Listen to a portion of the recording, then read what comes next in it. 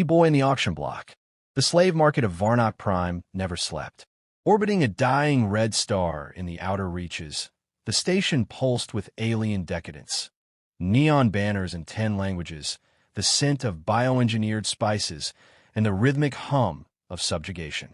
Here, the Galactic Empire bought and sold the rare, the dangerous, the exotic. Today's centerpiece was a boy. He sat cross-legged in a transparent stasis pod, his skin pale under harsh synthetic light. Human. Young. No implants, no augmentations. Just a boy with a mop of dark hair and eyes that didn't match. One a deep earthy brown, the other an eerie green that shimmered faintly in the dark. The crowd murmured with curiosity. Humans were extinct, or so the Empire claimed. Earth had gone dark over a century ago, wiped clean in the purge of primitives. Lot 73. The auctioneer barked, a three-eyed Zarnian with a voice like cracked glass. Unaltered human male. Estimated age, 8 solar cycles. Retrieved from a feral world in Quadrant 9X. No known planetary registry. Bids erupted. The elite of the Empire hungered for novelty. Tech priests from the Ordo Mechanica, gene harvesters from the RYX syndicates, even a mind-flayer diplomat in shimmering robes. All raised offers in the hundreds of thousands. The boy stared blankly at them, unblinking. None asked where he came from. No one cared.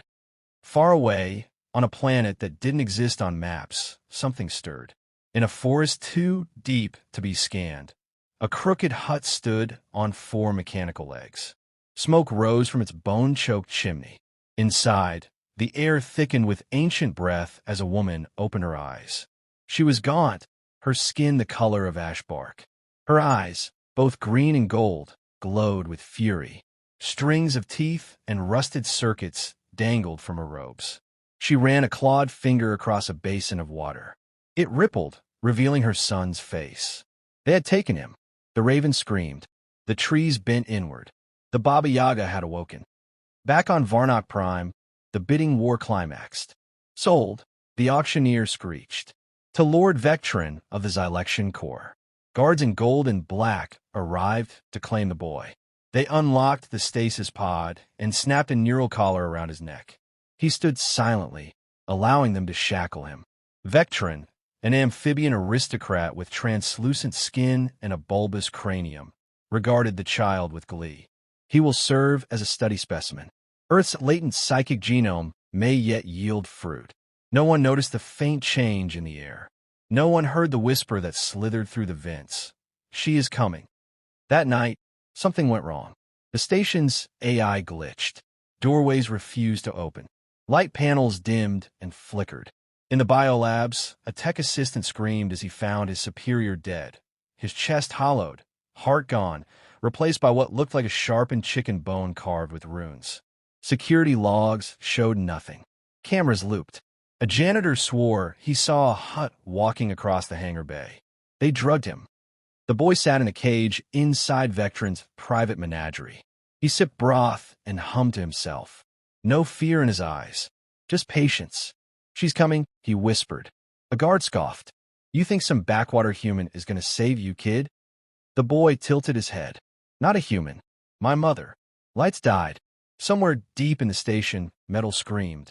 The Empire would soon learn. Never steal from the Baba Yaga. The witch arrives.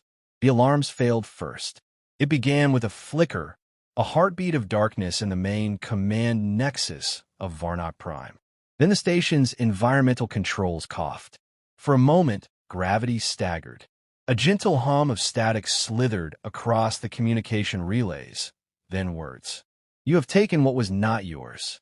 Captain Sirek of the Internal Security Division scowled at his comms officer. What was that? The officer didn't reply. Blood dripped from his nose. His eyes were rolled back in his skull, and his fingers typed gibberish across the hollow slate.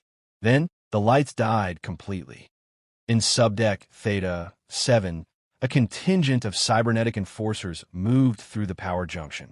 Motion scanners screamed as something stepped through their visual fields, yet nothing appeared. One by one, the soldiers dropped. Some dissolved in a mold, some turned to smoke, and one screamed until his bones turned into a sculpture of claws and feathers. A shadow passed over the observation drones. All that remained in its wake was a whispered name, etched in frost across glass and steel. Yaga.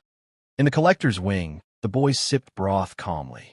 The cage around him crackled with containment fields, psychic dampeners, and molecular disruptors. A testament to paranoia. He didn't seem to mind. "She's here," he murmured. A nearby alien attendant, a drone with a spider's body and a baby's face, clicked its mandibles. "Delusion is common among your kind. Your species is broken. Irrelevant." The boy tilted his head. "No, you are." A scream cut the air. Metal tore like wet paper. One by one, the hallway lights behind the drone winked out. She came walking. The Baba Yaga. She didn't run, didn't glide. She walked. With every step, the corridors seemed to bend toward her, as if afraid not to bow. Her boots, made from stitched-together star beast hide, left no prints, yet every panel beneath her feet rusted instantly. Her hair floated in zero gravity, a cascade of silver and shadow. Her cloak was woven from flayed AI cores and embroidered with ancient Slavic runes pulsing in red. Her eyes, one the green of spring death, the other the gold of dying stars, glared ahead. Security bots activated. They screamed. Gatling plasma, energy lances, neural fire. None found her. One bot simply shut down, muttering, "Forgive me, old mother." High Chancellor Vurek, the genetic overlord of the Xylexian core and de facto governor of Varnock Prime, observed from his throne of writhing organic crystal. His augmentations crackled with psychic power. 5 clone minds backed his own. He had crushed rebellions, mind-wiped species, and tamed demigods. But the thing he saw on the screens chilled him. He turned to his warp scion. "What is she?" The scion tried to reply. Blood leaked from his ears. He fell. "She is," Vurek muttered. "No, that's not possible. She was Earth folklore. A myth." His assistant, pale and sweating, whispered, "Sir, the records were flagged red-tier mythos. Forbidden classification. Origin, Earth pre-collapse. Designation, Baba Yaga, entity of hybrid metaphysical instability." Vurek stood. "Deploy the Legion." The Black Legion, the Empire's elite, met her in the corridor of lightless steel. They chanted battle math and activated null fields. She stopped before them. The commander barked, "By order of the Galactic Empire." She exhaled. The walls peeled open like rotten fruit. The soldiers turned, screamed, and vanished. One remained, sobbing, transformed into a tree with metal leaves and a heart that beat in hollow wood. In the chamber of containment, the boy stood. His cage shut down without a sound. She entered. The room changed with her. No longer a sterile lab, but a forest clearing, starlit and hushed. Vectron's guards stood paralyzed, eyes wide with ancestral fear. She crouched. "My sunshine," she whispered. The boy ran to her arms. From her satchel, she pulled a warm woolen shawl and wrapped it around him. "They try to break you," she said. "They didn't," he replied. She smiled. "Of course not." Vurek prepared one last defense. Himself. He waited in the central core, a cathedral of logic and pain, surrounded by matrices of psychic amplifiers. When she entered, he unleashed his full might. A tsunami of mental fury erupted. Visions of entropy, the weight of planetary death, the scream of lost suns. She didn't flinch. Instead, she opened her mind. Vurek fell inward.